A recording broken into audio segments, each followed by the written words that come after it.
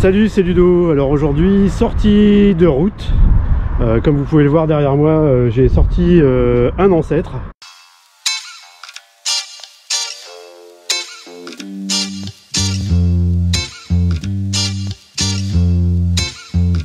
Vous avez devant vous un modèle Eddy Merckx qui doit dater a priori des années fin 70, début 80. L'étiquette Starnor indique qu'il s'agit d'un fabricant et distributeur de cycles basé à l'époque sur Marly, à côté de Valenciennes, sous le nom d'Angres Starnor. Le groupe Bernard d'Angres était un assembleur à la production très importante de la région Nord, qui a commercialisé des cycles à son nom, mais aussi d'autres marques comme celle d'Eddy Merckx. Tous étaient destinés à la grande distribution avec des modèles de milieu de gamme en général. Cette société produisait donc des vélos Merckx sous licence dans les années 70. Comme c'est une version grand public, il n'a pas réellement de valeur sur le marché. Je dirais surtout qu'il a une valeur sentimentale car c'est un vélo qui m'a été donné par mon beau-père. Dans les grandes lignes, ce vélo de course est équipé de freins à patins de la marque Racer, d'un pédalier Solida, les shifters et le dérailleur sont de la marque Uray. Et si on arrêtait de parler et qu'on allait rouler? Bonne idée, c'est parti!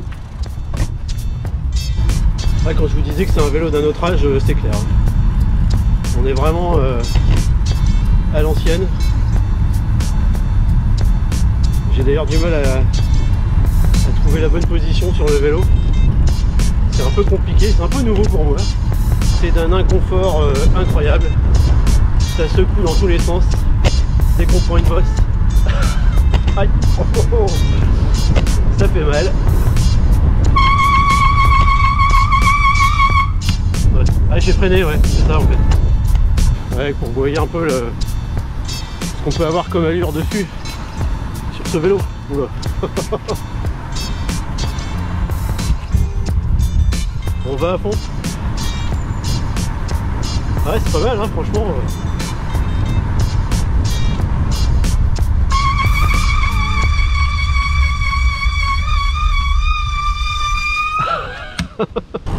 Bon, je dois dire que le vélo fait pas mal de bruit. Les vitesses passent pas toujours bien. C'est très dur, très inconfortable. La moindre bosse, le moindre caillou, c'est une catastrophe. Ah, on sent que le pédalier c'est un autre âge quand même. Au bout de 5-10 minutes de vélo, j'ai déjà mal au cul. Oh putain. Oh, j'ai perdu la pédale. Elle s'est pas desserrée au moins, non c'est bon. Ah, j'ai le pied qui a glissé. Ouais, parce que vous pouvez voir, je suis pas en pédale auto. Donc c'est un peu compliqué pour moi aussi. J'ai pris l'habitude d'être en pédale automatique, d'avoir le pied accroché. Ah, l'épreuve fatidique du stop. Parce que je vous garantis que celui-là, pour le freiner, c'est pas une mince affaire. Déjà, on se fait remarquer. Attention. Ah si, ça freine quand même. Et heureusement. Ah bah y a personne, j'ai de la chance. Alors je vais changer de vitesse, attention. Voilà. Ah, bah, franchement, le changement de vitesse est propre.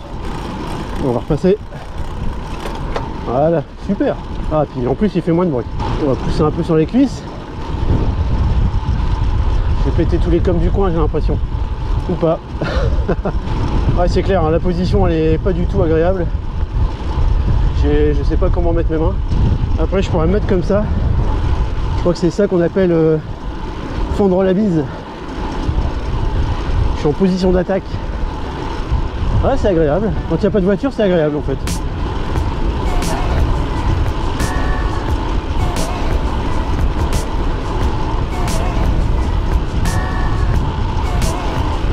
Bah, franchement, ça roule super bien. C'est bien stable. Ça fend la bise, comme je disais. Par contre, qu'est-ce que c'est inconfortable. Oh la vache.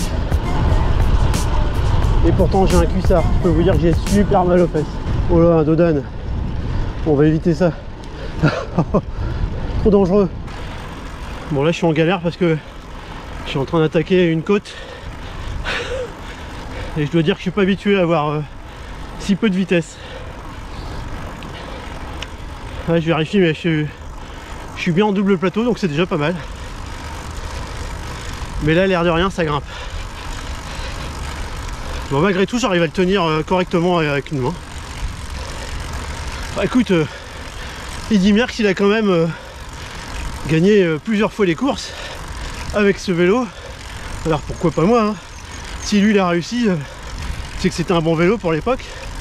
Je vois pas pourquoi ça devrait être aujourd'hui une machine faite pour le rebut. Je suis partisan plutôt de donner une seconde jeunesse à tous ces vieux biclous. En plus il est magnifique. Quand mon beau-père a voulu me le donner, j'ai tout de suite dit oui, j'ai pas hésité. Mon fils Lilian a eu les étoiles plein les yeux parce que franchement ce vélo il est superbe. Voilà, on sort de la côte. Il y a une voiture qui arrive derrière moi, je suis pas très serein. Alors ça c'est clairement la chose que j'aime pas du tout dans le vélo de route. Voilà, ça va. C'est clairement la chose que j'aime pas dans le vélo de route, c'est me faire frôler par les voitures. Attends, on va changer la vitesse. On va éviter de faire les cascades. Voilà.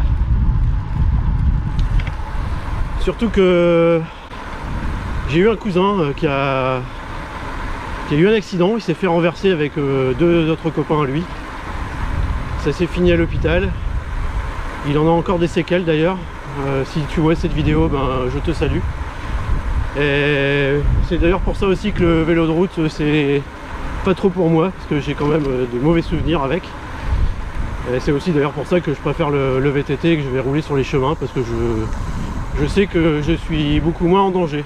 Même si je constate qu'aujourd'hui il y a des personnes qui sont devenues des boucs émissaires, parce que voilà, même rouler dans les chemins et dans les bois, ça devient compliqué.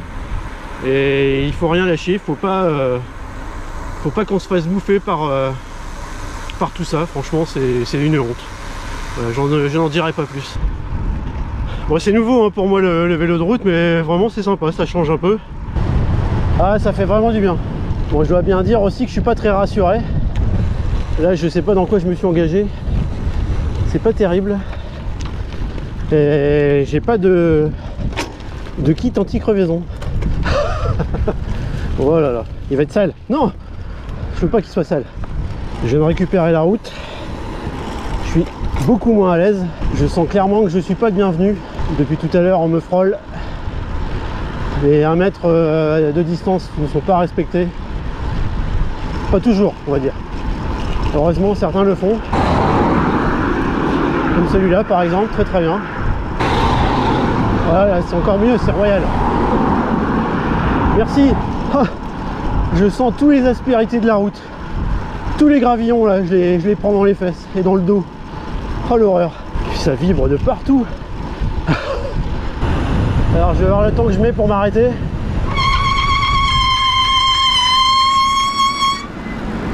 Ouais. Si je respecte pas les priorités, je suis incapable de m'arrêter. Là il vient me faire peur lui. Accroche-toi.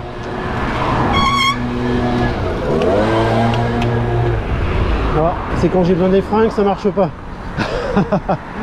Ah, j'adore là, toutes les voitures qui sont garées à cheval sur la piste cyclable. Alors clairement là c'est le cas de figure où je me sentirais beaucoup plus à l'aise sur la route que sur le trottoir. Parce que là clairement les piétons ne s'attendent pas à avoir un vélo déboulé. Et je me méfie sérieusement. Ah, clairement. Ah voilà, c'est l'exemple même du danger. À nous cyclistes d'être vigilants aussi, de ne pas rouler comme des bourrins. Comme d'habitude, il faut savoir que les voitures sont un danger pour les cyclistes, mais les cyclistes sont un danger pour les piétons.